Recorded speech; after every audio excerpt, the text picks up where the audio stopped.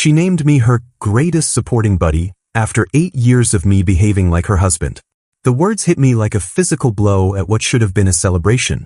I'd been standing beside Rachel at Tom and Linda's surprise 30th anniversary party, watching her work the room with that effortless charm she'd perfected over the years, when Mrs. Henderson approached us with her usual warm smile.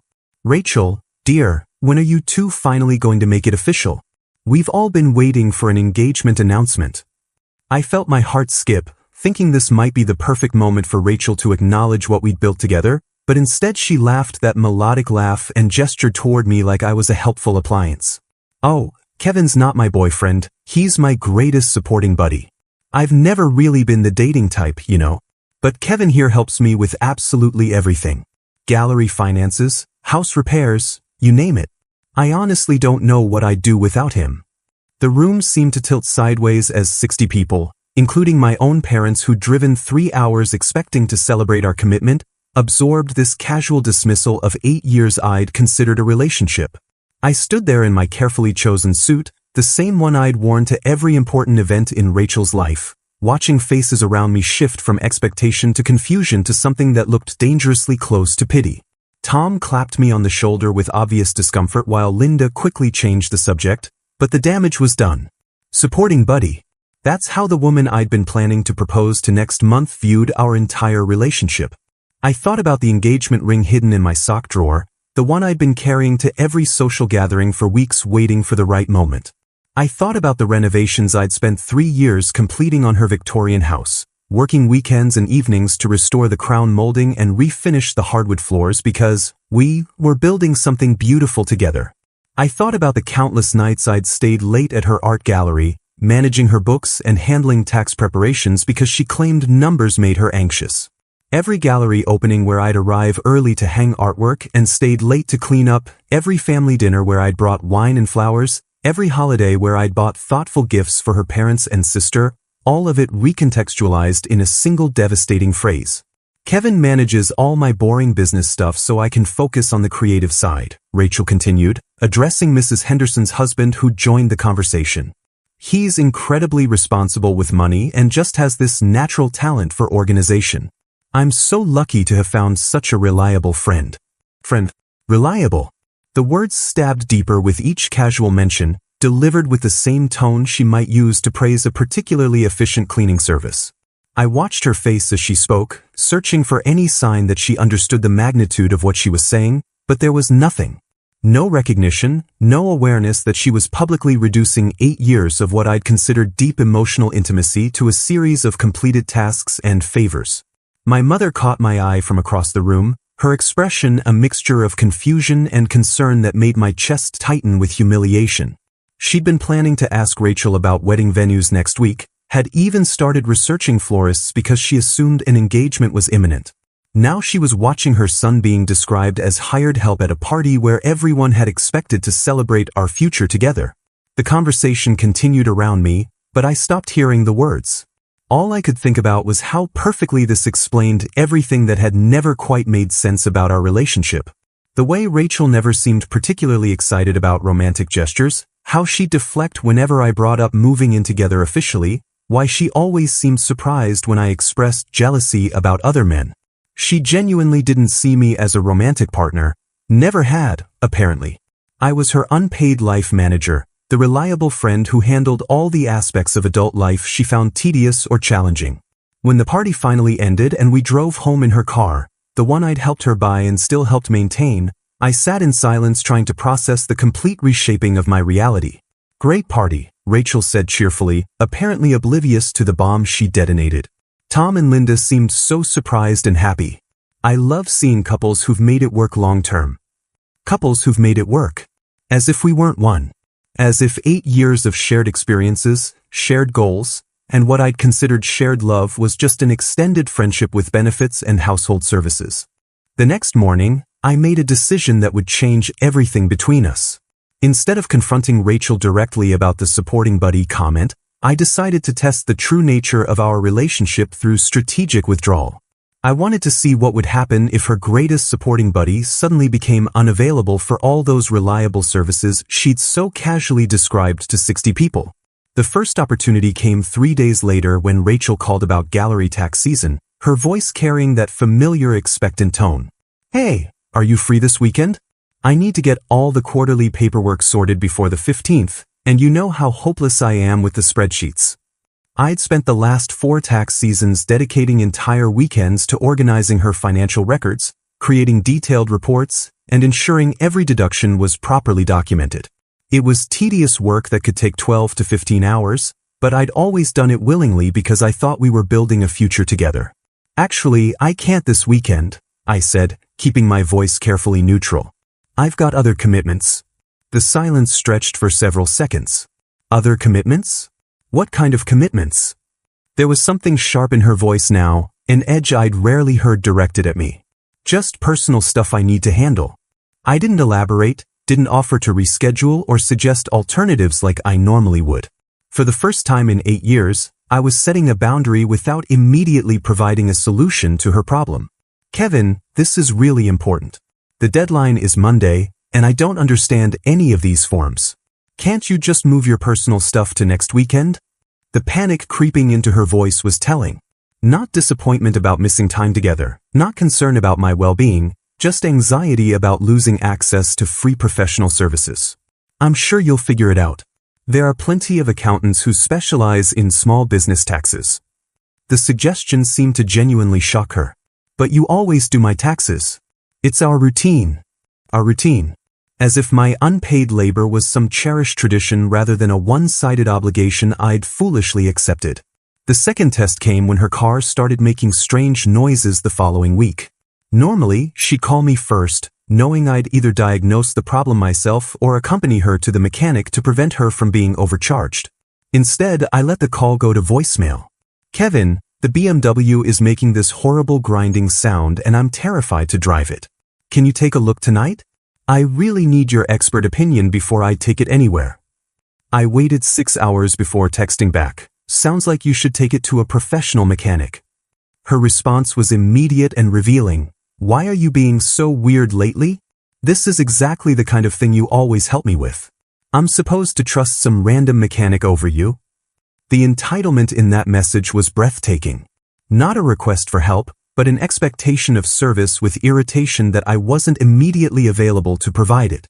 She ended up paying $89 for a diagnostic that revealed worn brake pads, something I could have identified in 5 minutes, but something she was perfectly capable of handling herself. The most telling reaction came when her Victorian house's ancient heating system started acting up during a cold snap in March. I'd become her unofficial maintenance supervisor over the years, handling everything from minor plumbing repairs to major renovation planning. My phone buzzed incessantly for 3 days, 17 calls, 32 text messages, and 2 voicemails that escalated from requesting help to demanding explanations for my sudden unavailability. "The house is freezing and I can't figure out what's wrong with the furnace. This is an emergency, Kevin. Why aren't you responding?" Followed by, "I don't understand why you're being so selfish. I've never asked you for anything unreasonable." The irony of that last statement was almost funny. She'd never asked for anything unreasonable because I'd trained her to expect everything as a matter of course. Her final message revealed the truth. "Fine, I'll hire someone, but I hope you realize how expensive this is going to be." Some friend you're turning out to be. Friend. There it was again, that word that reduced 8 years of what I'd considered love to a casual social connection with convenient benefits. She paid $340 for an emergency repair call that diagnosed a simple filter replacement, something I'd taught her to do herself 3 years earlier, but something she'd apparently forgotten because she'd never needed to remember while I was handling everything. Each test confirmed what the anniversary party had revealed. Rachel valued my services, not my companionship. She wasn't missing my presence, my conversation, or my emotional support. She was frustrated by the sudden interruption of free labor and expertise she'd come to consider her entitlement. The woman I'd been planning to marry was essentially experiencing the inconvenience of losing her unpaid personal assistant, and her increasingly frantic attempts to restore our routine had nothing to do with missing me and everything to do with missing what I provided. 2 weeks of strategic withdrawal finally forced the conversation I'd been dreading but desperately needed. Rachel cornered me at her art gallery after hours, her carefully composed facade cracking as she demanded explanations for my sudden transformation from reliable helper to distant acquaintance. The gallery felt different that evening, all those paintings I'd helped hang and lights I'd installed now seeming like evidence of my own foolishness rather than our shared accomplishments. "We need to talk about whatever's going on with you," she said, positioning herself between me and the exit like she was containing a flight risk. "Your behavior lately has been completely out of character, and frankly, it's starting to affect my ability to function normally." Her ability to function normally. Not our relationship, not her feelings about me, but her operational capacity.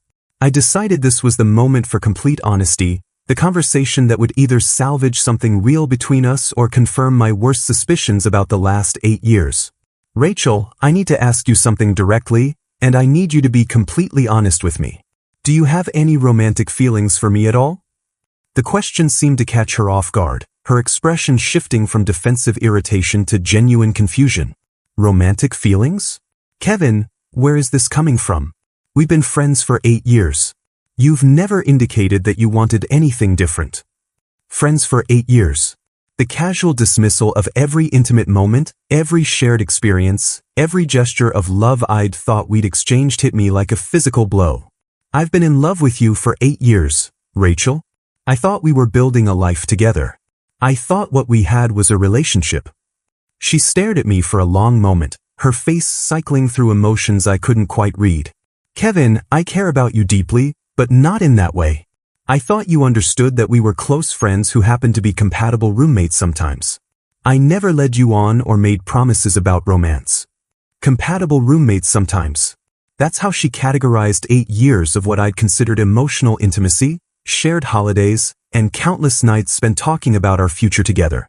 But it was her next revelation that truly shattered my understanding of reality. "Actually, I've been dating other people this whole time. I assumed you knew that and were okay with it." The words hit me like ice water. Dating other people? What other people? Well, there was David last year, the architect I met at the Morrison Gallery opening. We were together for about 6 months. Really nice guy, very successful.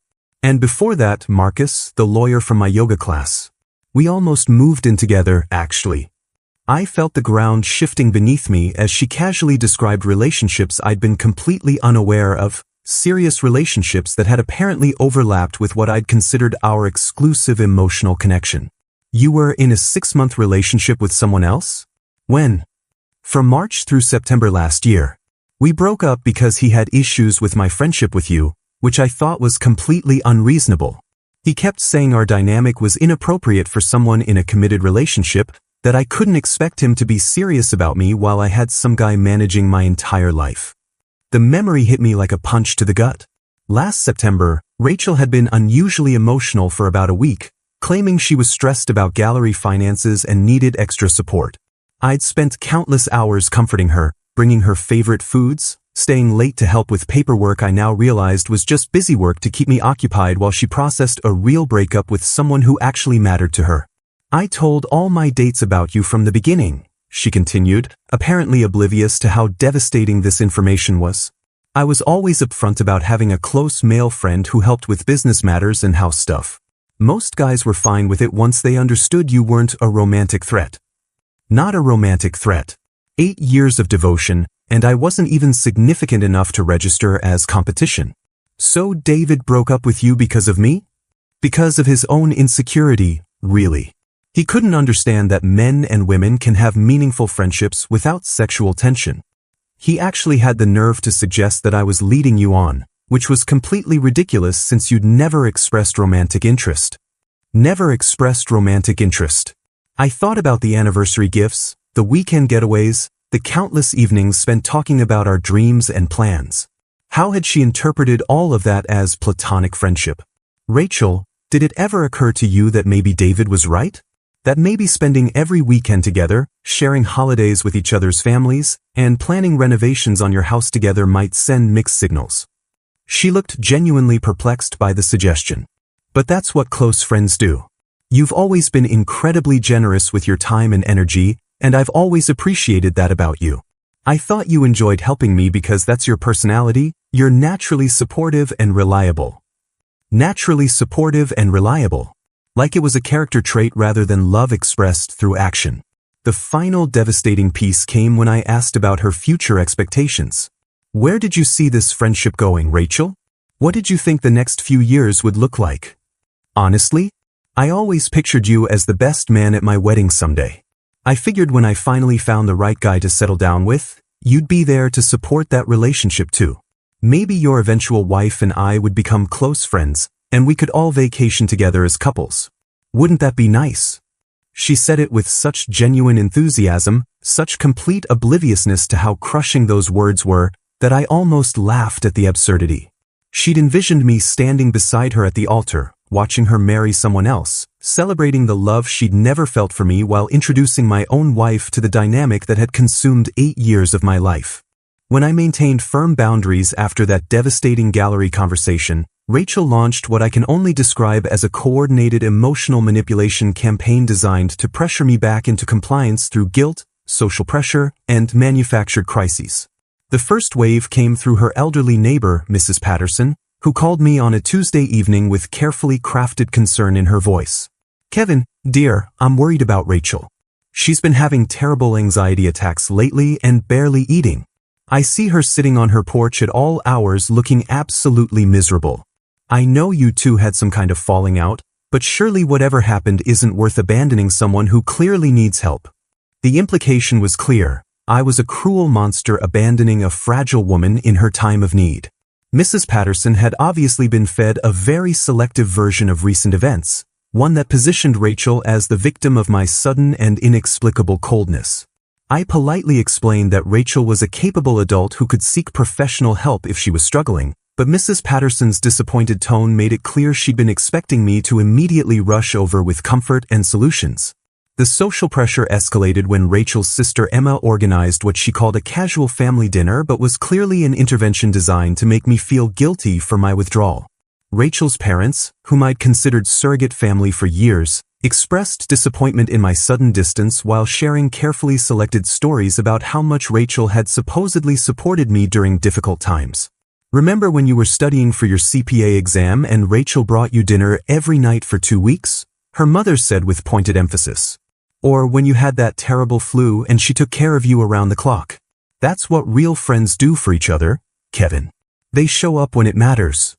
The manipulation was sophisticated, reframing 8 years of my support for Rachel as evidence of her support for me.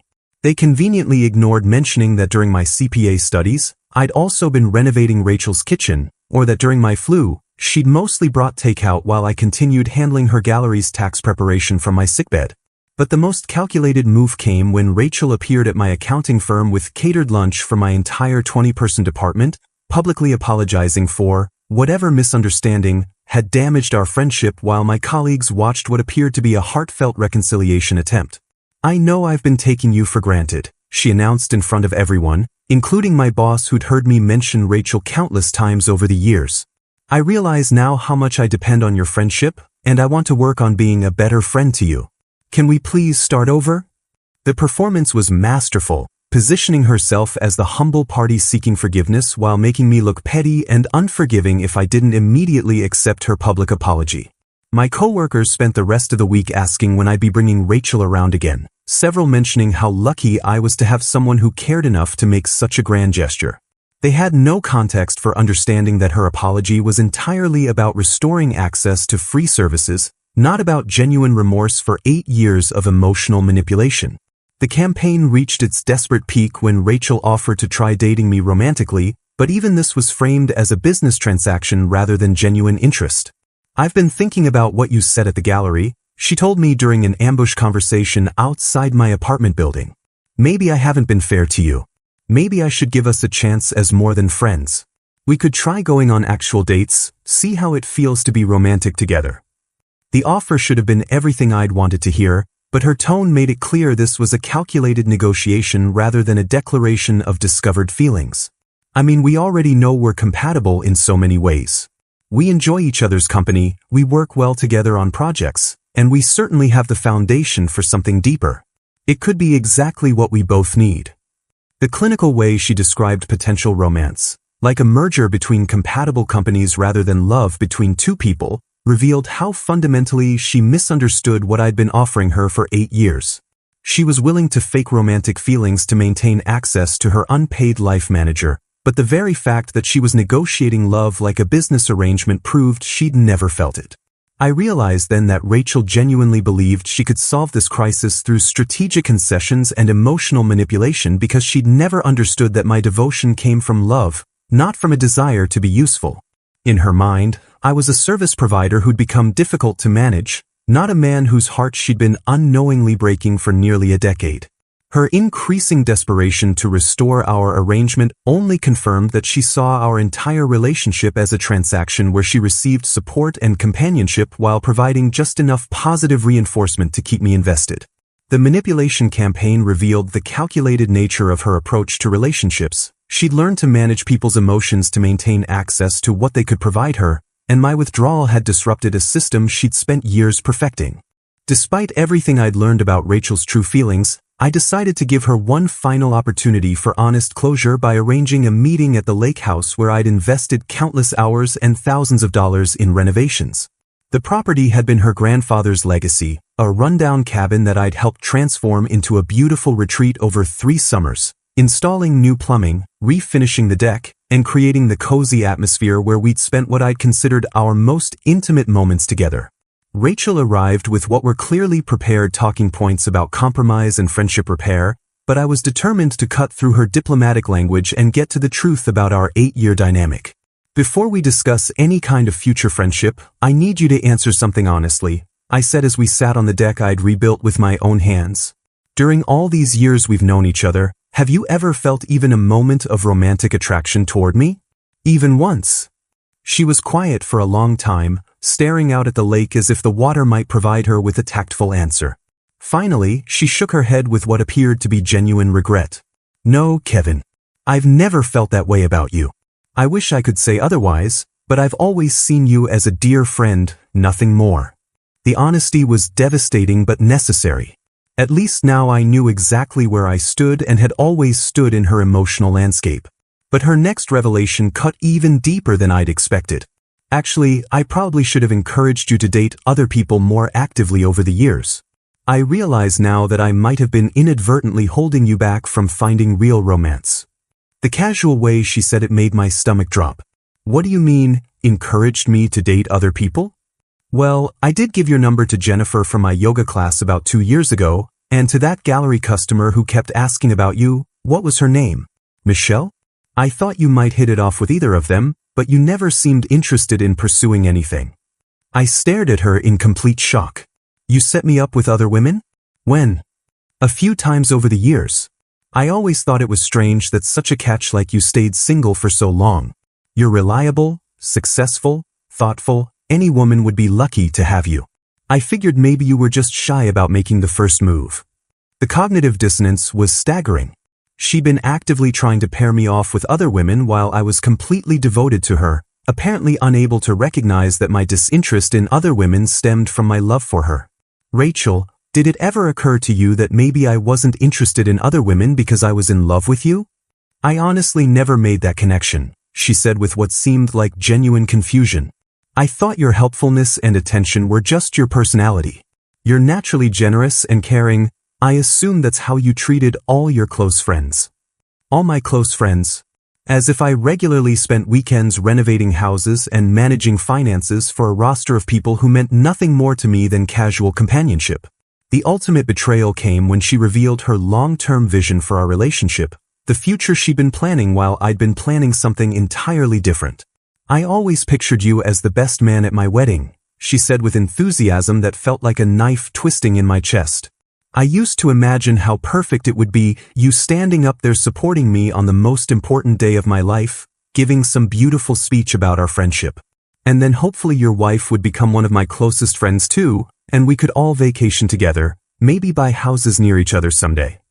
The image she painted was so grotesquely opposite to my own dreams that I almost couldn't process it. While I'd been fantasizing about proposing to her at this very lake house, she'd been fantasizing about me watching her marry someone else. You really thought I'd be happy watching you marry another man? I thought you'd be happy for me finding love, the same way I'd be happy for you. Isn't that what best friends do? Support each other's happiness even when it's not with each other. Her complete inability to understand why this scenario would be torture for someone who loved her revealed the fundamental disconnect between us. She genuinely couldn't comprehend that the women she tried to set me up with had probably sensed my emotional unavailability, that my devotion to her had made me a poor prospect for anyone else. Those women you tried to set me up with, Jennifer and Michelle, what did they say when nothing came of it? Jennifer said you seemed nice but distracted, like your heart was somewhere else. Michelle mentioned that you were obviously a good guy but didn't seem ready for dating. I just figured you were focused on your career. Focused on my career. Not focused on her, not emotionally unavailable because I was already in love, just professionally preoccupied. The conversation ended with Rachel still trying to negotiate some version of our old dynamic, still unable to understand that her vision of friendship was incompatible with my need for emotional honesty and self-respect. As I drove away from the lake house for what I knew would be the last time, I realized that 8 years of my life had been built on a foundation of mutual misunderstanding so complete it was almost impressive in its thoroughness. After implementing complete no contact and blocking Rachel on every platform I could think of, her desperation transformed into something that genuinely frightened me, stalking behavior that escalated from annoying to dangerous over the course of 3 months. It started with fake social media profiles using stolen photos of attractive women, obvious attempts to monitor my activity and reconnect under false pretenses.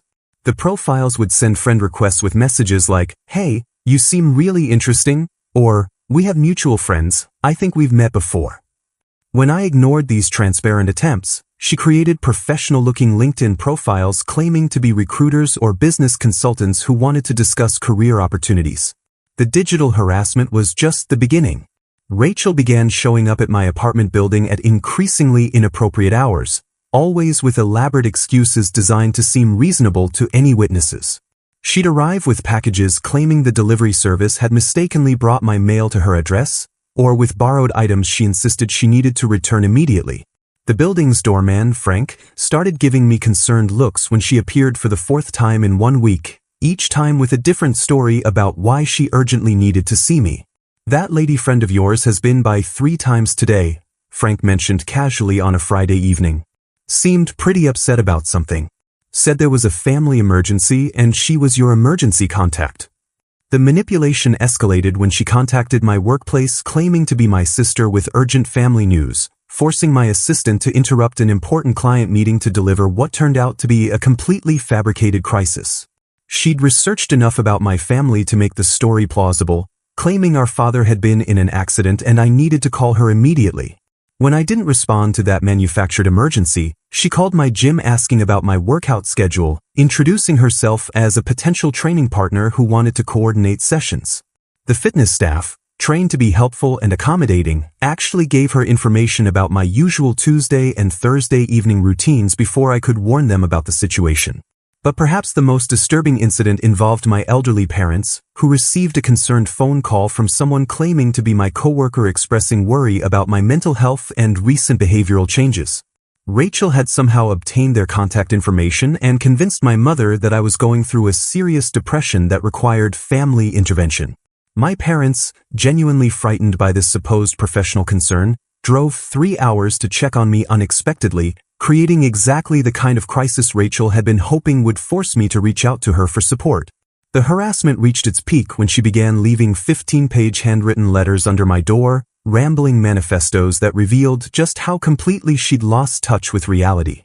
The letters ranged from nostalgic reminiscences about our beautiful friendship to angry accusations that I was being manipulated by jealous people who wanted to destroy our connection. One particularly disturbing letter included detailed plans for how we could repair our friendship through a structured schedule of weekly activities, as if she could legislate our relationship back into existence through careful planning and persistence.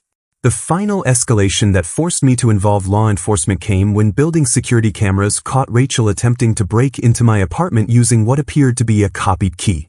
She'd somehow managed to obtain or create a duplicate, arriving at 2 a.m. thinking I wouldn't be home, apparently planning to wait inside until I returned. The security footage showed her struggling with the lock for nearly 10 minutes before giving up, but the fact that she'd obtained unauthorized access to my building and attempted to enter my private space crossed every possible line. When I filed the police report and applied for a restraining order, the officer reviewing my documentation was genuinely shocked by the scope and duration of Rachel's harassment campaign. "Ma'am, this is stalking behavior," he told me matter-of-factly. "The fake profiles, the workplace calls, the unauthorized key, this goes way beyond someone having trouble accepting the end of a relationship. This is obsessive behavior that could escalate to something dangerous." The restraining order was granted immediately, but I realized Rachel's obsession had reached a level where legal intervention might not be enough to ensure my safety. For the first time in 8 years, I seriously considered relocating to a different city, changing jobs, and starting completely over rather than continuing to deal with someone who'd apparently decided that losing access to her unpaid life manager was worth destroying both our lives over. 8 months after relocating to Boston and starting therapy specifically focused on codependent relationships, I built the healthiest life I'd ever known, one with clear boundaries, genuine reciprocal relationships, and most importantly, a partner who demonstrated authentic interest in mutual support rather than one-sided extraction. My therapist, Dr. Martinez, helped me recognize the patterns that had made me vulnerable to Rachel's manipulation, teaching me to distinguish between generous love and self-destructive enabling. "You confused being needed with being loved," she explained during one breakthrough session. "Rachel didn't love you, she loved what you provided. There's a fundamental difference between someone who appreciates your support and someone who exploits your willingness to give it." The clarity was painful but liberating, helping me understand how 8 years of my life had been consumed by someone who'd never seen me as anything more than a convenient resource. I met Sarah at a museum fundraising event where I'd volunteered to help with financial planning for their new wing construction. She was the lead curator, brilliant and passionate about her work, but what struck me most was how she insisted on contributing equally to every aspect of our developing relationship. When I offered to help her move apartments, she hired professional movers and invited me to dinner afterward as a thank you. When we planned weekend trips, she researched locations and booked accommodations, refusing to let me handle all the logistics like I'd grown accustomed to doing with Rachel. "I appreciate your thoughtfulness," Sarah told me early in our relationship, "but I want to take care of you too. Relationships should be partnerships, not caretaking arrangements." The contrast was stunning. Someone who actually wanted to give rather than just receive, who saw my support as a gift rather than an entitlement. Meanwhile, Rachel's life had completely unraveled without her primary support system, creating a cascade of failures that revealed just how dependent she'd become on my unpaid services. Through mutual friends who couldn't resist sharing updates despite my requests not to hear them, I learned that the art gallery had failed within 6 months of my withdrawal. Without someone managing her finances, handling tax preparations, and providing business guidance, Rachel had made several costly mistakes that destroyed her profit margins and alienated key clients. The Victorian house I'd spent 3 years renovating was lost to foreclosure when she defaulted on the mortgage payments I'd been helping her manage. Apparently, she'd never fully understood the financial commitments involved in homeownership, having relied on my planning and oversight to maintain her budget and payment schedules. The house sold for significantly less than market value because deferred maintenance had caused problems I'd previously prevented through regular upkeep and monitoring. But perhaps most tellingly, Rachel's attempts to replace me with other men failed spectacularly as each new person quickly recognized her manipulative expectations and established firm boundaries she couldn't accept. According to our friend Lisa, who'd initially been sympathetic to Rachel's version of events, there had been a series of brief relationships that ended when men realized she expected them to function as unpaid life managers rather than romantic partners. She tried the same pattern with Mark from her yoga class, Lisa told me during an unexpected encounter at a coffee shop. Had him doing her taxes within 3 weeks of dating. He lasted about a month before he told her she needed to hire professionals for that kind of help. The pattern apparently repeated with several other men who'd been initially attracted to Rachel's beauty and charm but quickly discovered the extensive support requirements that came with dating her. Each relationship ended with Rachel expressing confusion about why men kept abandoning her when she needed help, apparently unable to recognize that healthy adults don't expect romantic partners to manage their entire lives for them. The final piece of Rachel's downfall came when her stalking behavior extended beyond me to another man she tried to manipulate. According to the police report Lisa had heard about through mutual friends, Rachel had harassed a lawyer named Daniel using similar tactics to the ones she'd employed against me: fake emergency calls, workplace harassment, and unauthorized attempts to access his personal space. Daniel had immediately sought legal action, resulting in a second restraining order and court-mandated therapy that finally forced Rachel to confront her patterns of manipulative behavior. "She's actually getting real help now," Lisa mentioned somewhat hopefully. Apparently the therapy is helping her understand how her approach to relationships has been damaging to everyone involved, including herself. I felt genuine relief hearing that Rachel was finally addressing her issues, not because I had any desire to reconcile, but because I wanted her to develop the capacity for healthy relationships that wouldn't destroy other people's lives. My own life had become everything I'd hoped it could be when I wasn't pouring all my energy into someone who'd never valued it appropriately. Sarah and I were discussing engagement seriously, planning a future built on mutual respect and shared responsibilities rather than one-sided caretaking. For the first time in nearly a decade, I was in a relationship where both people contributed equally and genuinely wanted to be there.